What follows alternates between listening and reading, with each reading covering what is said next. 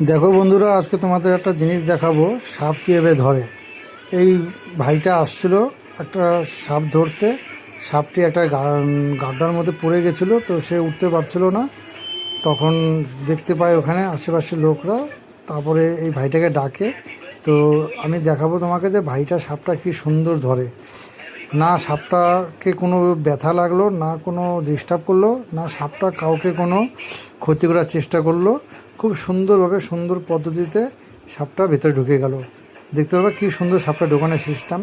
এই ভাইটা একটা নিচে নামলো, প্রথমে নিচে নামার পরে ভাইটা একটা লাঠি নিল। এই লাঠি দিয়ে সাপটাকে আস্তে আস্তে করে ওই পাইপের ভেতরে যাওয়ার জন্য রাস্তা দেখিয়ে দিল। প্রথমে ঠিক মতন যাচ্ছিলো না, যেতে একটু হালকা একটু ডিস্টার্ব করছিলো, ভয় পাচ্ছিলো ওটার মধ্যে ঢুকতে। তো যাই হোক, ভাইটি ওই চেষ্টা করেই যাচ্ছিলো।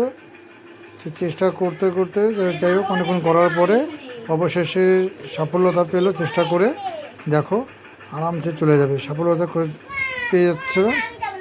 তারপরে দেখো কী সুন্দরভাবে যাচ্ছে। চেষ্টা করেছে অনেকক্ষণ, চেষ্টা করতেই ছিল।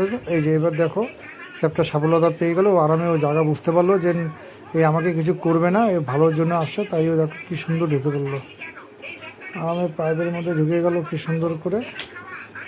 কাউকে কোনো ক্ষতিও করলো না, ক্ষতি করার চেষ্টাও করলো না, এবং ওর কোনো ব্যথাও লাগলো না। ভাইটা আরামে সাপটা তুলে নিল। এবার ভাইটা সাপটাকে ব্যাগের মধ্যে ভরে নিয়ে সুরক্ষার জন্য বেঁধে নিল, যাতে না উল্টো দিকে চলে আসে। তো সুরক্ষা অবশ্যই নেওয়ার দরকার, সেফটি, কারণ সাপের সঙ্গে বন্ধুত্ব করা যায় না। ও বুঝতে পারবে না যে ওকে ভালো করছে, ওর ব্যথা লাগলো, ও ভাবে যে ওকে মারতে যাচ্ছে। তাই ওকে সেফটিভাবে ভালোভাবে দুই জায়গায় বেঁধে নিল, সুন্দর করে বেঁধে নেওয়ার পরে ভাইটি যে দেখো নিয়ে এই যে এখন সাপটিকে নিয়ে চলে যাবে। ভাইটি সাপটা রেখে দিল। দেখো সাপটি দেখো ভিতরে কীভাবে নড়ছে, দেখো কী সুন্দরভাবে নড়ছে। দেখো ও ভিতরে আছে, দেখো কীভাবে নড়ছে।